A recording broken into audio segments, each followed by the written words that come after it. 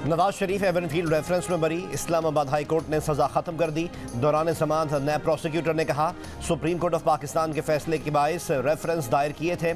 Justice गुल हसन औरंगजेब ने कहा आप कहना चाह रहे हैं रेफरेंस दायर करना नैब की मजबूरी थी। रेफरेंस दायर हो गया, सजा भी हो गई। नैब प्रोसिक्यूटर ने कहा मरीम नवाज की बरियत के फैसले के खिलाफ नैब ने उस वक्त अपील नहीं की, अब वो फैसला हतमी है। अदालत ने कहा फिर क्या हम उस अपील को भी मंजूर कर लें। नैब प्रोसिक्यूटर ने कहा फ्लैगशिप रेफरेंस में नवाज शरीफ की बरियत के खिलाफ अपील वापस ले रहे हैं। नून लीग के कायद मियां मोहम्मद नवाज शरीफ अदालती फैसले पर खुश, कहा अल्लाह ने सुरखरू किया, मामलात अल्लाह पर छोड़े थे। अल अजीजिया रेफरेंस का मामला भी अल्लाह पर छोड़ा हुआ है। बरियत के फैसले के बाद नवाज शरीफ मुबारकबादें वसूल करते रहे। मेरी कल इमरान खान साहब से मुलाकात हुई। ये जो लीडरशिप की तजवीज़ थी वो उसके ऊपर मुशावरत की उनके साथ। अब मैं आपके सामने वो नाम लेता हूँ जो इमरान खान साहब ने नाम बताया, वो हैं बैरिस्टर गौहर साहब। मैं उस वक्त तक इस सीट पे अपनी जिम्मेदारियां निभाऊंगा जब तक खान साहब वापस अपनी सीट पे बाइज्जत तौर पे वापस नहीं आते। इमरान खान ने पीटीआई की चेयरमैन ही छोड़ने का फैसला कर लिया। बैरिस्टर गौहर खान नए चेयरमैन होंगे। Chairman PTI intra party election नहीं लड़ेंगे। अडियाला जेल में चेयरमैन पीटीआई ने फैसला सुना दिया। बैरिस्टर अली जफर ने ऐलान कर दिया बैरिस्टर गौहर चेयरमैन तहरीक इंसाफ नामजद करने का फैसला हो गया। बैरिस्टर अली जफर ने कहा यह कोई -1 फार्मूला नहीं है, जो चेयरमैन पीटीआई बनेगा वो आर्जी तौर पर होगा। बैरिस्टर गौहर ने कहा इनका वही नजरिया है जो चेयरमैन पीटीआई का है। चेयरमैन पीटीआई की जेल से बाइज्जत वापसी तक जिम्मेदारी निभाएंगे। इससे पहले लतीफ़ खोसा ने कहा था कि चेयरमैन पीटीआई को कोई माइनस नहीं कर सकता, वही चेयरमैन पीटीआई रहेंगे।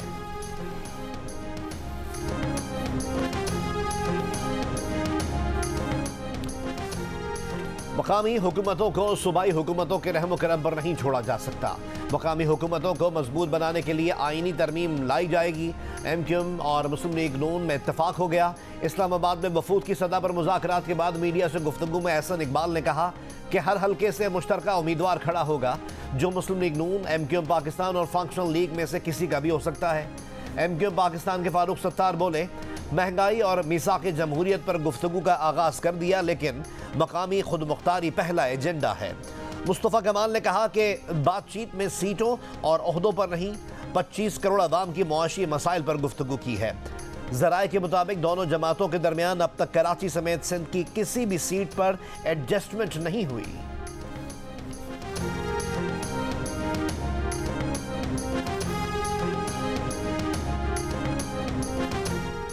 अमरीकी हुकूमत ने सिख रहनुमा के कत्ल की साजिश में भारतीय शहरी पर फर्द जुर्म आयद कर दी। निखिल गुप्ता पर भारत के एक हुकूमती अहलकार के कहने पर सिख रहनुमा गुरपतवंत सिंह के कत्ल का मंसूबा बनाने का इल्ज़ाम है। इससे पहले कनाडा भी अपने मुल्क में एक सिख शहरी के कत्ल में भारत के रियासती अनासर के मुलव्वस होने का इंकशाफ कर चुका है।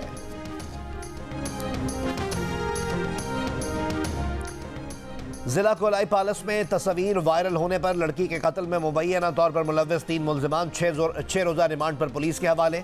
मुल्ज़िमान में मकतूला के चचा, वालिद के कज़न और एक रिश्तेदार शामिल हैं। कत्ल के मुल्ज़िम मकतूला के वालिद का 7 रोज़ा रिमांड गुज़िश्ता रोज़ मंजूर किया गया था।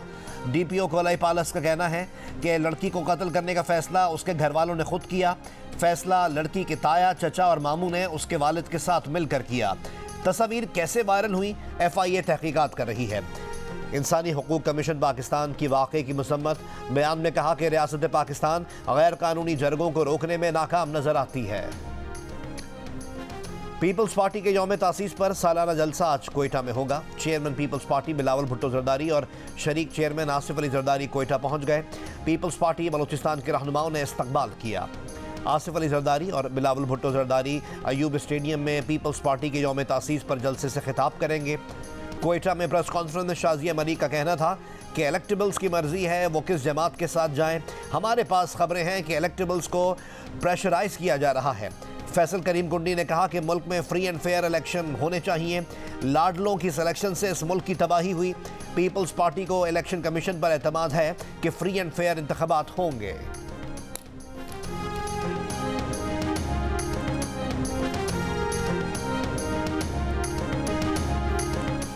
9 मई को फौज में तख्ता उलटने की कोशिश की गई। डिक्टेटरशिप हो या जमहूरियत, गद्दारी कोई बर्दाश्त नहीं करता। नून लीग के सदर शहबाज शरीफ की एहतसाब अदालत में पेशी पर गुफ्तगू। कहा मियां मोहम्मद नवाज शरीफ की हुकूमत का तख्ता उल्टा गया। पैनमा में बुलाकर इकामा पर निकाला गया। उनकी नज़र में लेवल प्लेइंग फील्ड यही है कि वो और नवाज शरीफ दोनों अदालतों में पेश हो रहे हैं। अदालत में गंदा नाला केस में हक़ाइक़ और शवाहिद पेश करते हुए शहबाज शरीफ ने कहा कि इन्हें साफ पानी केस में बुलाकर आशियाना केस में गिरफ्तार किया गया। शुक्रगुजार हैं कि आशियाना केस में अदालत से इंसाफ मिला। बाद में बतौर वज़ीर आला बेटे की मिल के लिए गंदा नाला बनाने का इल्ज़ाम लगाकर गिरफ्तार किया गया। वो मिल के न कभी डायरेक्टर थे और न हैं, न मुनाफा लेते हैं और न ही शेयर होल्डर हैं। बतौर वज़ीर आज़म और वज़ीर आला कभी तनख्वाह और TADA नहीं लिया। गंदे नाले की कुल लागत 16 या 18 करोड़ रुपए है। बतौर वज़ीर आला इनकी तनख्वाहें और अलाउंसेस मिलाकर 10 करोड़ बनता होगा। अगर चंद करोड़ का गंदा नाला बनाना था तो कौमी ख़जाने के अरबों रुपए क्यों बचाते?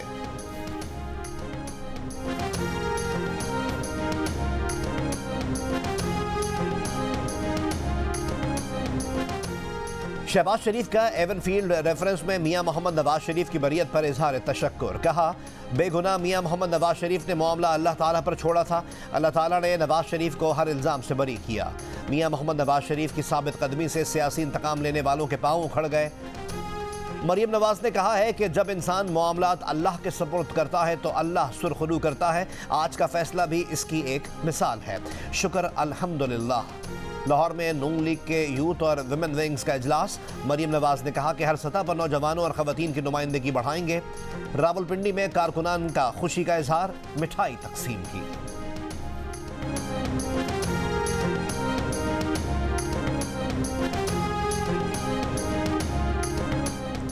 10 जनवरी तक 28 बलोच तलबा बाजियाब ना हुए तो निगरां वज़ीर आज़म और निगरां वज़ीर दाखिला पर FIR कटेगी।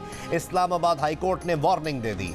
बलोच तलबा बाजियाबी कमीशन की सिफारिशात पर अमल दरामद के केस में जस्टिस मोहसिन अख्तर कयानी ने कहा कि अगली तारीख पर लापता तलबा बरामद ना हुए तो सेक्रेटरी दिफा और सेक्रेटरी दाखिला के खिलाफ भी पर्चा काटने का हुक्म देंगे।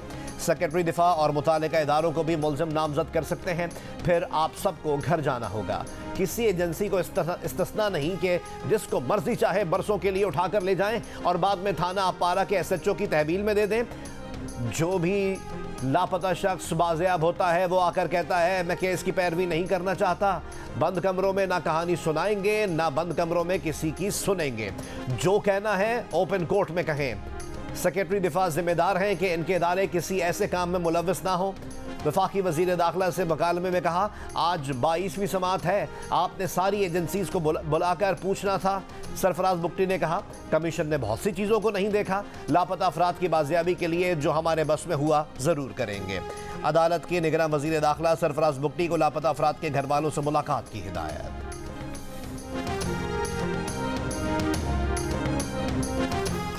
निगरां वज़ीर आज़म अनवारुल्लाह काकड़ अक़वाम मुत्तहिदा की COP28 में शिरकत के लिए दुबई पहुँच गए।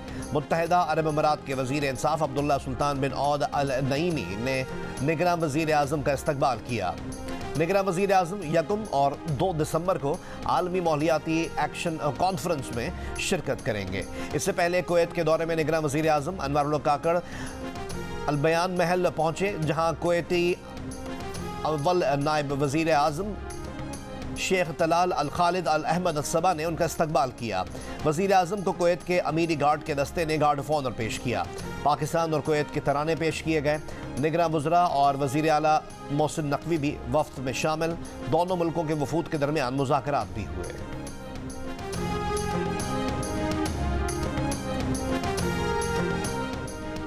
Army chief general Syed Asim Munir की कुवैती वली अहद शेख मशल अल अहमद अल जाबर अल सबा से मुलाकात में निगरां वज़ीर क़ानून अहमद इरफान असलम और आला सतह के वफ्द के अरकान भी मौजूद थे।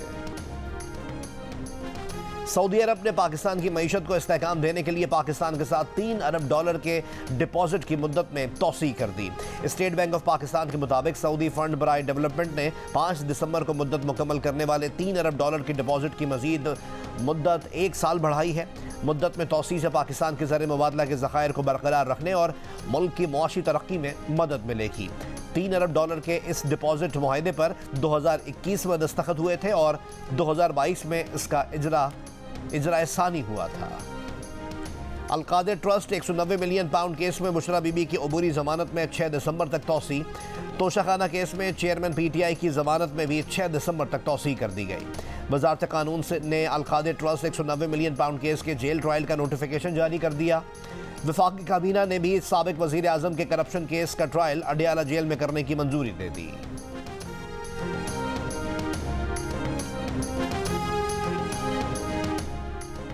गजा में आरजी जंगबंदी का छठा और आखिरी रोज। जंगबंदी में मजीद 4 रोज की तौसी के लिए हमास रजामंद।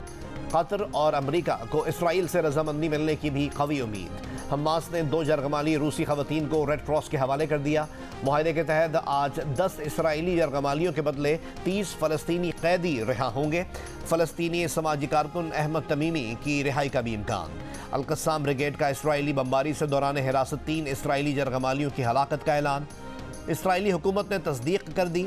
इसराइली फ़ौज की एक बार फिर फ़लस्तीनियों को शिमाली गजा ना जाने की धमकी। कहा शिमाली गजा अब भी वॉर जोन है। मगरबी किनारे में इसराइली फ़ौज ने फायरिंग करके 2 फ़लस्तीनी बच्चों को शहीद कर दिया।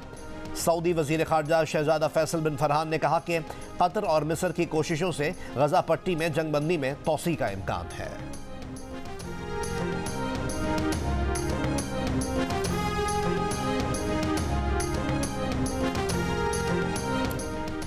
इसराइल की तरफ से फ़लस्तीनियों की नस्लकुशी की एक और वारदात सामने आ गई।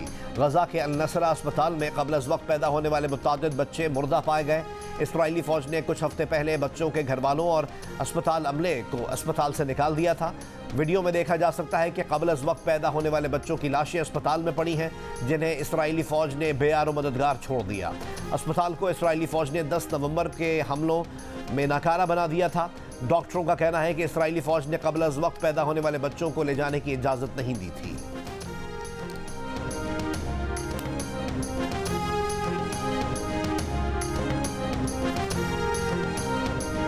फ़लस्तीनी अवाम को ये पैगाम देंगे, लिकुल्लु अहल फ़लस्तीन, लिकुल्लु शअब फ़लस्तीन, नहनु माअकुम, जियो न्यूज़ माअकुम, पाकिस्तान माअकुम। हमारा मकसद फ़लस्तीन के वो निहत्ते अवाम जिनके ऊपर दिन रात जिनके ऊपर बम्बार्डमेंट हो रही है, ग्लोबल सिटीज़न, दुनिया का चाहे शहरी आप हो, मैं हूँ, न्यूयॉर्क में हो, टोक्यो में हो, दिल्ली में हो, इस्तांबुल में हो, लंदन में हो, वो निकल कर आ रहा है। मकसद था शहर को मोबिलाइज करने का और वो हमने मेरे ख्याल में अचीव कर लिया है। आज कराची की आवाम ने इस बात को शो कर दिया कि कराची की आवाम किस तरीके से अपने फ़लस्तीनी भाई बहनों के साथ इस मुश्किल वक्त में साथ खड़े हैं।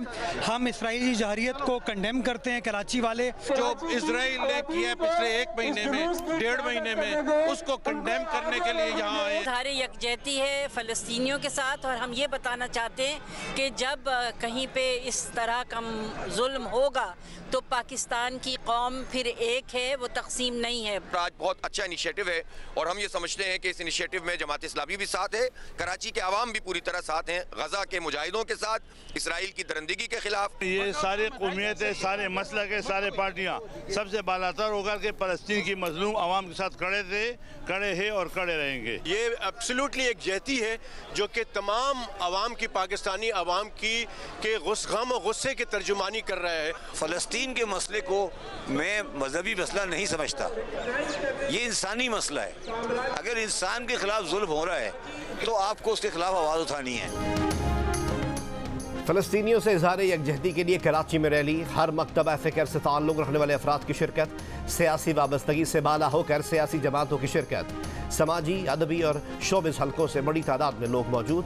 रैली के मुंतज़मीन का कहना है कि गैर सियासी और गैर इख्तिलाफी प्लेटफॉर्म मुहैया किया है ताकि हर मकतबा फ़िक्र से ताल्लुक़ रखने वाले अफराद एक जगह इकट्ठे होकर इसराइली मुजालिम के खिलाफ अपना एहतजाज रिकॉर्ड करवा सकें। Noon league, peoples party, MQM Pakistan, Jamaat Islami और ANP समेत मुख्तलिफ सियासी जमातों, वकला, मजदूरों और ताजिर तंजीमों की भी शिरकत।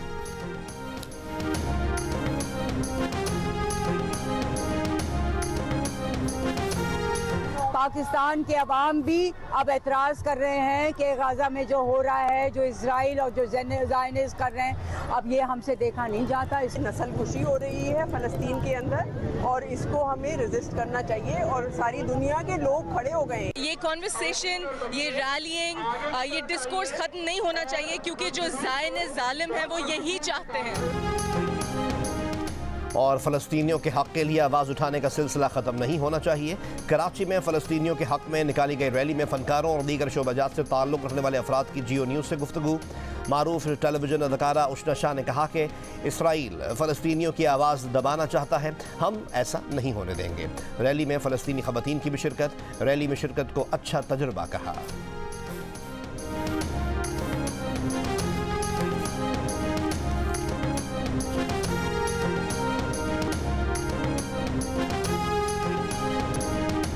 दुनिया भर में फ़लस्तीनियों से इज़हार यकजहती का दिन। जनूबी अफ्रीका के शहर जोहान्सबर्ग में सैकड़ों अफराद की रैली, मुजाहिरीन के जंग बंदी के नारे।